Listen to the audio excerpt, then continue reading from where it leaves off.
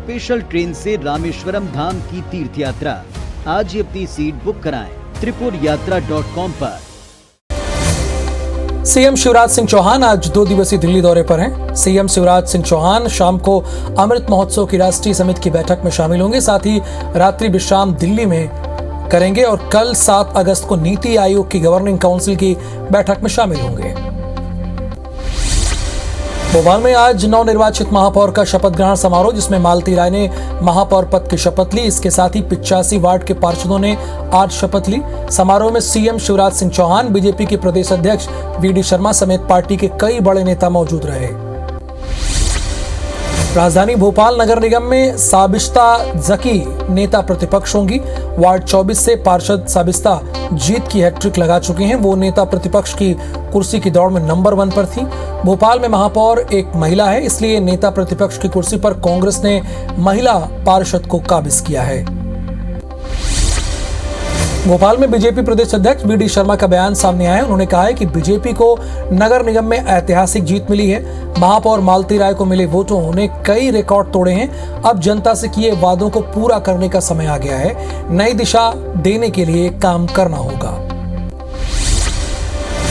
भोपाल में मध्य क्षेत्रीय परिषद की बैठक अब 23 अगस्त को होगी। केंद्रीय गृह मंत्री अमित शाह की अध्यक्षता में ये बैठक होगी, जिसमें मध्य प्रदेश, छत्तीसगढ़, यूपी, उत्तराखंड के सीएम के साथ ही आला अधिकारी भी मौजूद रहेंगे। बैठक में राज्यों के आर्थिक विकास, सुरक्षा, कानून व्यवस्था, साइबर अपराध, नक्सलवाद जैसे मुद्दों पर चर्चा होगी।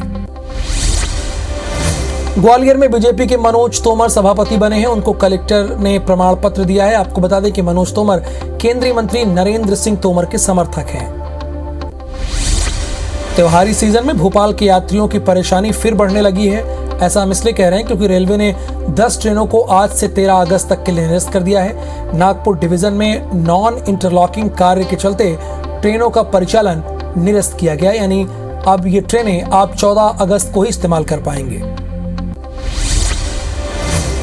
आजादी के 75वें वर्षगांठ को पूरा देश अमृत महोत्सव के रूप में मना रहा है। इसी क्रम में भोपाल रेल मंडल से स्वच्छता और एकता का संदेश के साथ आरपीएफ की मोटरसाइकिल रैली आज रानी कमलापति रेलवे स्टेशन पहुंची, जहां भोपाल रेल मंडल के डीआरएम समेत आरपीएफ अधिकारियों ने गर्मजोशी के साथ रैली का स्वागत किया।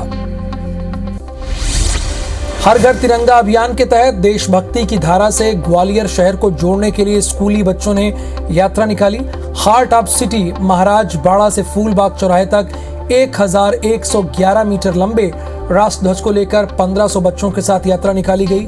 ये यात्रा शहर के अलग अलग हिस्सों से निकली है, जिसमें बीएसएफ, पुलिस, एसएएफ के बैंड के साथ राष्ट्रधुन बजाई गई। बॉलीवुड के सिंगर किशोर कुमार के जन्मदिन के मौके पर मध्य प्रदेश सरकार ने खंडवा का गौरव दिवस मनाया, जिसका समापन शुक्रवार रात किशोर भवन में आयोजित हुए हिंदी और निमाड़ी कवि सम्मेलन के बाद हुआ।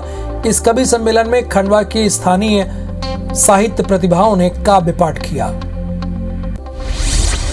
सतना जिले में पिछले कई सालों से फर्जी फायर एनओसी के सहारे समरिटन मिशनरी अस्पताल के संचालन किया जा रहा है। समरिटन अस्पताल का ये फर्जीवाड़ा नगर निगम की फर्जी जांच में सामने आया। अब नगर निगम कमिश्नर इस फर्जीवाड़े में अस्पताल प्रबंधन के खिलाफ एफआईआर की बात कह रहे हैं।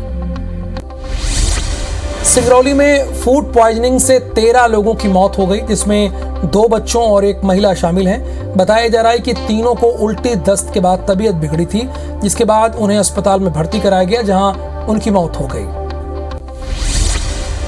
सिंगरौली में फूड पॉइजनिंग से 3 लोगों की मौत के मामले में IBC 24 की खबर का असर हुआ है। CMHO और चिकित्सक टीम मौके पर पहुंची हुई है और आंगनबाड़ी केंद्र में दूसरे लोगों का इलाज किया जा रहा है। साथ ही मृतक के परिवार के दूसरे सदस्यों की जांच की गई है। खरगोन में 2 मासूम का कुएं में शव मिला है। कल थाने में गुमशुदगी और अपहरण का केस दर्ज किया गया है, जिसके बाद लगातार मासूम की तलाश की जा रही थी।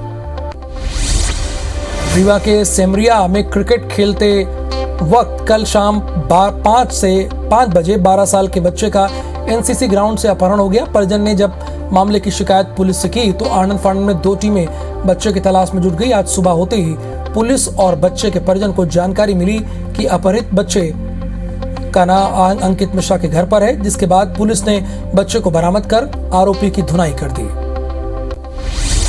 सतना शहर के कृष्णा नगर इलाके के स्थित बारदाना दुकान पर भीषण आग लग गई। दुकान सतना के डाली बाबा निवासी राजेश शाह की बताई जा रही है। शॉर्ट सर्किट की वजह से एक चिंगारी उठी, जिसने देखते ही देखते पूरे गोदाम को अपनी चपेट में ले लिया। वहीं घटना के बाद फायर ब्रिगेड की टीम ने 3 घंटे की कड़ी मशक्कत के बाद आग पर काबू पाया। ग्वालियर ट्रिपल मर्डर केस में न्यायालय में तीनों आरोपियों को दोषी ठहराते हुए आजीवन कारावास की सजा के साथ ही विभिन्न धाराओं में 18,000 रुपए का जुर्माना लगाया गया। मामला 2015 का है, जब महिला, बेटे और बहू की निर्मम हत्या कर दी गई। मामले में मृतक के भांजे, उसके 2 मित्र आरोपी थे। अलीराजपुर में युवक की पिटाई का मामला सामने आया। उदयगढ़ के मुख्य बाजार में कुछ किन्नर दुकानदारों से वसूली कर रहे थे। इसी बीच अधिक पैसों की मांग पर हुए विवाद के बाद किन्नरों ने युवक की पिटाई कर दी। घटना का वीडियो भी वायरल हो रहा है। पुलिस ने 4 किन्नरों के खिलाफ मारपीट और अन्य धाराओं में शिकायत दर्ज की है। ग्वालियर में एक युवक ने आपसी विवाद के बाद फांसी लगाकर आत्महत्या कर ली। पुलिस ने सुसाइड नोट भी बरामद किया है, जिसमें मृतक ने पत्नी, साली और उसके दोस्त को मौत के लिए जिम्मेदार ठहराया है। पुलिस ने मर्म कायम करके जांच शुरू कर दी है। जबलपुर में कल से लापता 22 साल के युवक का शव मिलने से सनसनी फैल गई। सौरभ वाल्मीकि नाम के युवक का शव गढ़ा थाना क्षेत्र में मारुति मंडपम के पीछे मिला है, जिसकी सूचना पर पहुंची पुलिस ने शव को कब्जे में लेकर मामले की जांच शुरू कर दी है। पुलिस फिलहाल मृतक के परिजन और उसके दोस्तों से पूछताछ करके जानकारी जुटाने की कोशिश कर रही है। रीवा के त्योंथर में मैनेजर की लापरवाही से हजारों टन अनाज खराब हो गया। दरअसल घुमा गांव के वेयर हाउस में रखा 20,000 मीट्रिक टन गेहूं और धान लापरवाही की वजह से खराब हो गया है। स्थानीय लोगों की शिकायत के बाद भी रीवा कलेक्टर मनोज पुष्प ने मामले की जांच के लिए टीम को गठित कर दिया है। जबलपुर हाई कोर्ट से बिरला ग्रुप की सतना सीमेंट कंपनी को बड़ा झटका लगा है। दरअसल हाई कोर्ट ने स्टाम्प ड्यूटी वसूली के खिलाफ दायर याचिका को खारिज कर दिया है। साथ ही 4 करोड़ 32 लाख की स्टाम्प ड्यूटी चुकाने का आदेश दिया है। कोर्ट ने स्टाम्प ड्यूटी की गणना को सही मानते हुए ये फैसला सुनाया है। सागर के रहेली थाना क्षेत्र में 4 साल की बच्ची का शव मिला है। मासूम का शव टिकिटोरिया मंदिर के पास मिट्टी में दबा हुआ मिला है। बच्ची कल से लापता थी। इसे लेकर परिजनों ने थाने में रिपोर्ट दर्ज कराई थी। वहीं देर रात बच्ची का शव घर के पास से बरामद हुआ, जिसकी सूचना पर पुलिस और एफएसएल की टीम मौके पर पहुंची और शव को कब्जे में लेकर जांच शुरू कर दी। साथ ही हत्या की आशंका जताई। कटनी के कोतवाली थाना क्षेत्र में एक युवक ने बंदूक से अपने सर पर गोली मार ली, जिससे उसकी मौके पर मौत हो गई। वहीं सूचना मिलने पर सिविल लाइन पुलिस मौके पर पहुंची, जिन्होंने मृतक के पास से बंदूक जब्त कर ली। मृतक की पहचान गगन सोनी के रूप में हुई है। बालाघाट में मुखबिरी के शक में नक्सलियों ने एक युवक की हत्या कर दी। नक्सलियों ने शव के पास से पर्चे फेंके, जिसमें मुखबिरी का जिक्र किया गया। युवक पाथरी चौकी के जगला गांव का रहने वाला था। रीवा के चोरहट्टा थाने में सरपंच पति पर हमले का मामला सामने आया। हमलावरों ने लाठी डंडों के साथ पिटाई की है। सरपंच पति की हालत गंभीर है, जिनका इलाज अस्पताल में जारी है। मारपीट का वीडियो भी सामने आया है। खरगोन की एक डेयरी फैक्ट्री से एक्सपायर मिल्क पाउडर और केमिकल बरामद किया गया है। मिलावट से मुक्ति अभियान के तहत जिला प्रशासन ने कार्रवाई की है। इस दौरान 1,95,000 कीमत के 650 किलोग्राम एक्सपायरी डेट का मिल्क पाउडर और 1400 किलोग्राम नाइट्रिक एसिड और 2100 किलो सल्फ्यूरिक एसिड बरामद किया गया है। ग्वालियर में मिठाई व्यवसायी युवक को आरोपियों ने अपने घर बुलाकर उसकी गोली मारकर हत्या कर दी। मृतक के परिजनों ने 4 लोगों पर हत्या का आरोप लगाया है। हत्या की वजह बीते साल सिरौल में हुए छात्र पारस जौहरी हत्याकांड से जुड़ा हुआ है। मृतक के छोटे भाई का नाम पारस हत्याकांड में था। ग्वालियर में बिजली विभाग के असिस्टेंट इंजीनियर के साथ मीटर चेकिंग के दौरान मारपीट का मामला सामने आया है। घटना गिरवाई थाना क्षेत्र के वीरपुर की है, जहां पर एई ने जब चेकिंग के बाद मीटर बदलने का हवाला दिया तो एक भूखता भड़क गया और उनके साथ मारपीट की। मामले की शिकायत एई ने थाने में दर्ज कराई। वहीं दूसरे पक्ष ने भी शिकायत दर्ज कराई है। जबलपुर में नशे के कारोबारियों से सड़क पर साइड मांगना बहुत महंगा पड़ गया। एक 4 चालक को आरोपियों ने कार चालक की पिटाई कर दी और कार में तोड़फोड़ की। युवक के बचाव में उनका साथी आया, तभी चोरों ने उन्हें भी नहीं छोड़ा। मामले की शिकायत पीड़ित थाने में दर्ज कराई गई है, यानी पीड़ित ने थाने में दर्ज कराई है। घटना का सीसीटीवी फुटेज भी पुलिस के पास है। ग्वालियर में बिजली विभाग के असिस्टेंट इंजीनियर के साथ मीटर चेकिंग के दौरान मारपीट का मामला सामने आया है। घटना गिरवाई थाना क्षेत्र के वीरपुर की है, जहां पर एई ने जब चेकिंग के बाद मीटर बदलने का हवाला दिया तो एक भूखता भड़क गया और उनके साथ मारपीट की। मामले की शिकायत एई ने थाने में दर्ज कराई। वहीं दूसरे पक्ष ने भी शिकायत दर्ज कराई है। विदिशा जिले के वर्धा अस्पताल बंद होने से प्रसूता 2 घंटे तक तड़पती रही।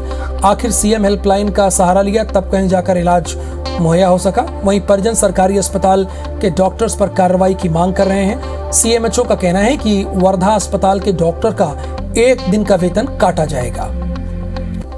मध्य प्रदेश के मदरसों में सरकारी फंडिंग के दुरुपयोग और धार्मिक शिक्षा दिए जाने की शिकायत को बाल संरक्षण आयोग ने गंभीरता से लिया है और भोपाल में संचालित कई मदरसों की जांच पूरी कर ली है। अब ये रिपोर्ट जल्द सरकार को सौंपी जाएगी। आयोग के सदस्य ब्रजेश चौहान ने उमरिया में अपने प्रवास के दौरान बताया कि मदरसों में अवैध फंडिंग को लेकर जांच पूरी कर ली गई है। इंदौर पुलिस ने गोवा के एक होटल में छेड़छाड़ करने वाले एक सफाई कर्मी को गिरफ्तार किया।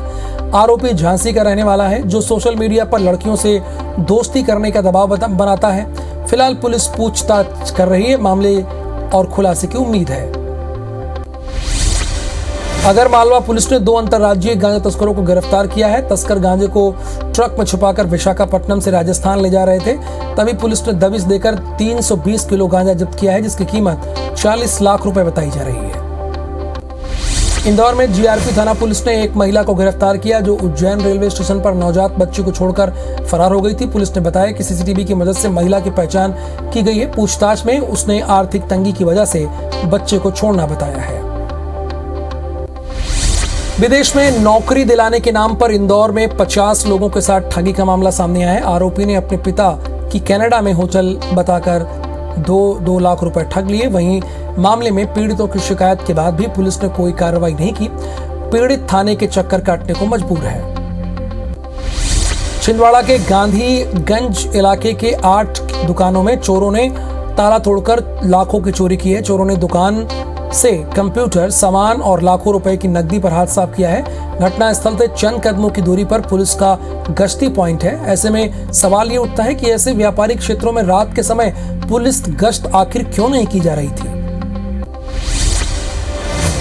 टीकमगढ़ जिले के पाली ग्राम पंचायत में शासकीय प्राइमरी और मिडिल स्कूल में बच्चों को बांटने के लिए आई किताबों को कबाड़ में बेच दिया गया, जिसका वीडियो गांव के लोगों ने बनाया और वायरल कर दिया। वहीं डीपीसी ने भी सरकारी किताबें भेजे जाने की पुष्टि की है और शिक्षकों के खिलाफ कार्रवाई की बात कही है। एमपी में पिछले 24 घंटे में कोरोना के 250 नए मरीज मिले हैं, जिसके बाद एक्टिव मरीजों की संख्या 10,51,000 के पार पहुंच गई है। कोरोना से अब तक 10,38,941 मरीज ठीक भी हुए हैं, जिसके बाद संक्रमण दर 3.20 और रिकवरी रेट 98.84% हो गई है। एमपी में कोरोना वैक्सीन का बूस्टर डोज लगाने के लिए 6 बार टीकाकरण महाअभियान चलाया जाएगा, लेकिन अभी से अभियान को लेकर सुस्ती देखी जा रही है। केवल महाअभियान के दिन ही 10 लाख से ज्यादा लोग वैक्सीन लगवा रहे हैं, बाकी दिन 1 लाख लोग भी वैक्सीन नहीं लगवा पा रहे हैं। चिकित्सा शिक्षा मंत्री का कहना है कि हम कोशिश कर रहे हैं कि ज्यादा से ज्यादा लोगों का वैक्सीनेशन हो सके।